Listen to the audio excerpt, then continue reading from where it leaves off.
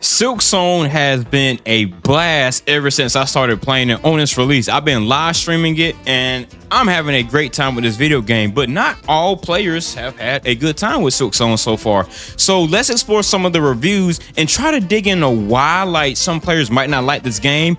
And let's see if we can find a difference between a good bad review and a bad review. So the first one we're going to check out is this one. This player played almost 22 hours when they posted this review.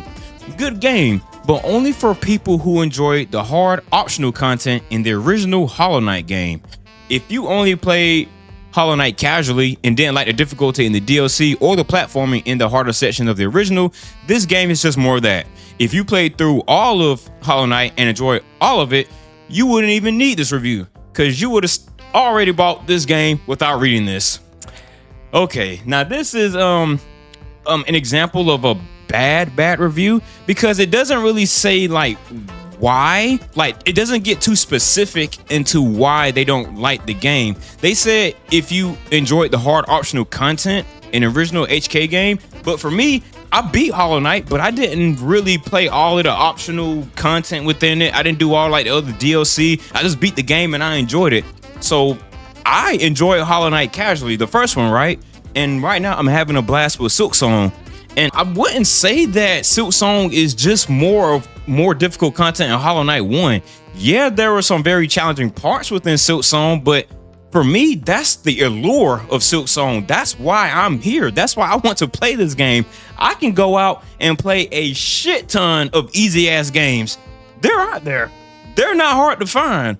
I'm playing Silksong because one, I love the world building here, and two, I like the challenge that it provides. And that's not going to fit for everyone, and that's totally fine.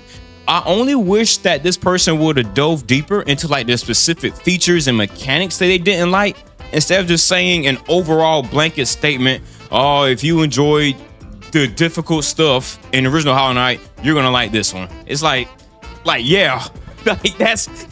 You would think that, yeah, a sequel would take what works in the original and then build upon it. Like, I think that's game development 101, bro.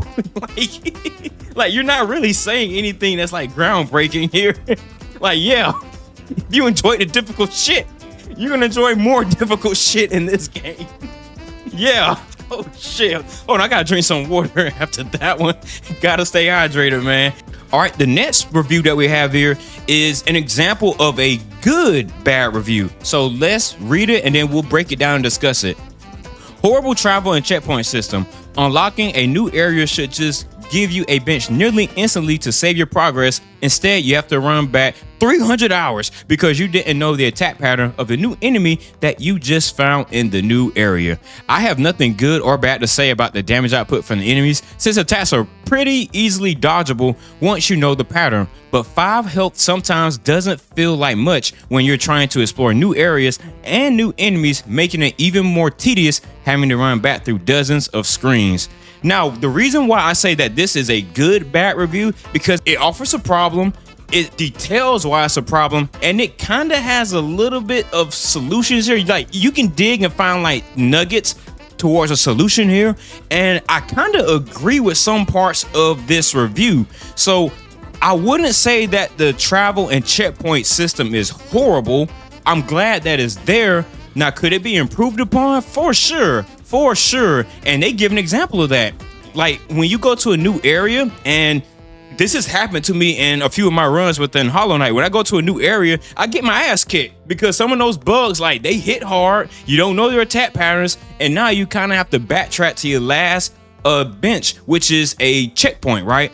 So if you don't get access to that bench as soon as possible, then yeah, it can kind of be a little tedious when you're trying to backtrack and go back to that area where you died at. Now, there are two things here. One, that adds to the challenge of Silksong. So, like, there are ways you can fine tune that, but you don't want to mess with it too much because you don't want to like defeat like the essence of the game. And two, the other thing with that is it encourages exploration and really taking your time when you get to these new levels. Now, I'm not necessarily defending it, but I'm just saying like, hey, these is like probably some of the reasoning why Team Cherry decided to do that with some of these areas. Because yeah, it's like if you don't find that bench, it's like you're almost scared to do an encounter until you can find a bench, and then that way you can have a safe point, and then you could go out exploring even more. So I do understand that. Now, it's not going to stop me from enjoying the game. Like, I'm still live streaming and having a blast with Silksong. Like, I'm not going to stop enjoying the game, but I do understand where this person is coming from when you have to backtrack. Yeah, I totally do understand that. And another thing they brought out is that some of the enemies can attack pretty damn hard, and at the beginning of the game you only have like 5 health, and a lot of enemies, they could do 2 mass worth of damage. So that's a lot when you think about in the early game. I will admit that is definitely a lot of damage to take.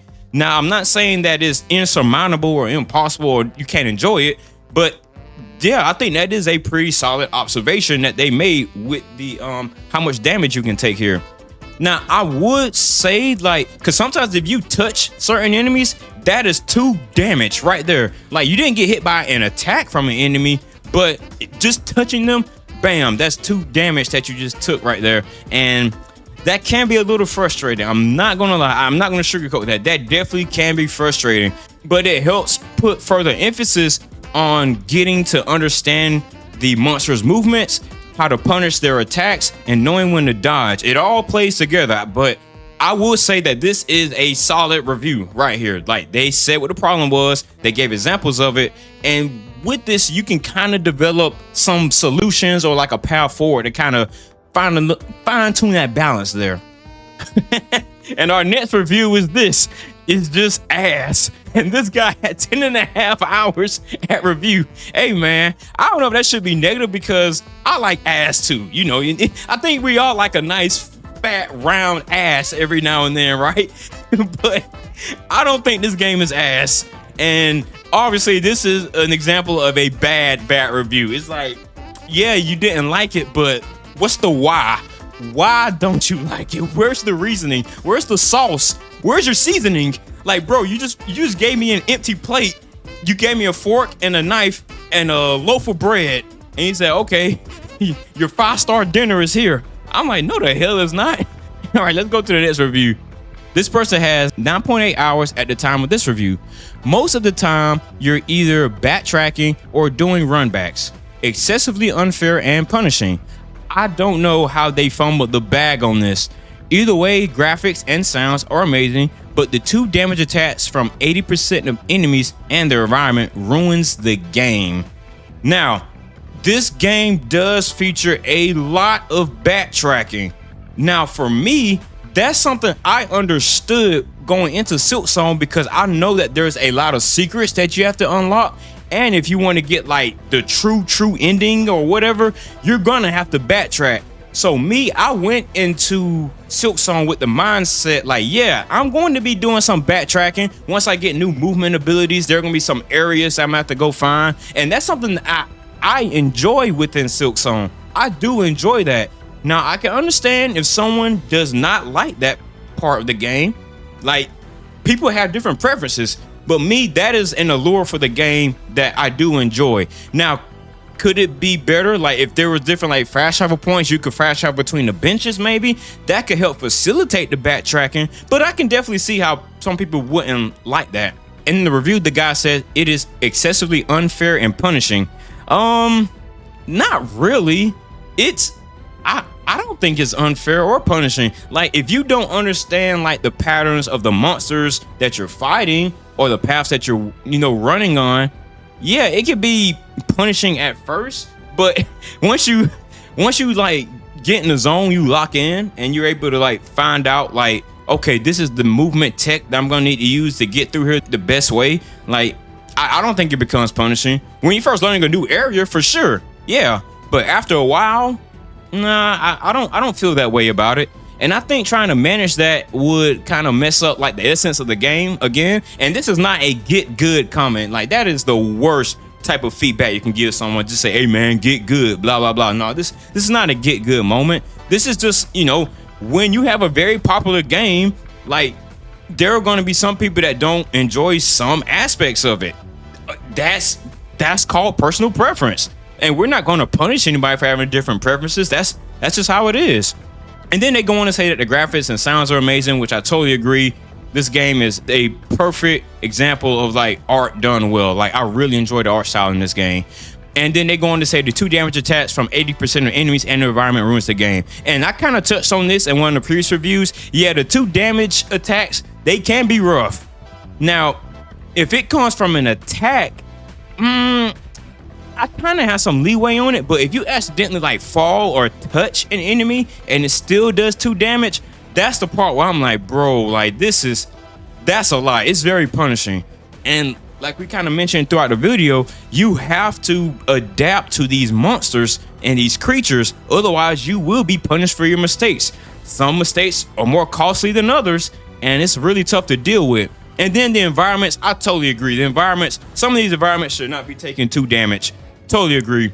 Like, now that is just unfun. Like, some of the environments do 1 damage than others. I think like when you get to, well, actually that's kind of a spoiler. Let me not say no spoilers, but some of them definitely do 2 damage, and that doesn't feel good. Now, I'm not going to say that it's bad, but it definitely does. It doesn't feel good. It's like, damn, man. And like, I'm not close by a bench. I don't have any other enemies I can farm for help. It's like, yeah, that's one of those moments where it just doesn't feel good as a player. So I can concede on that point, especially for the environment. Yeah, I would like to see maybe some minor adjustments on that. Also, if you're watching this video right now, then I'm probably live streaming Silksong right now. So stop by and say what's up. I'd love to have you over. We have a great time on the live streams. Also, big shout out to my channel supporters, Bright Soldier, Crossfire, JT Solid, and Boss Kyogre. They're either subscribers on Twitch or they are channel members on YouTube. I really appreciate the support, Kings. If you want cool ass shout outs just like that, then hit the link in the pinned comment and description to become a member today. Also, check out all these other videos here on the screen talking about Silksong and other video games. I think you all will like it. All right, see y'all in the next one. About to go play some Silksong. Peace.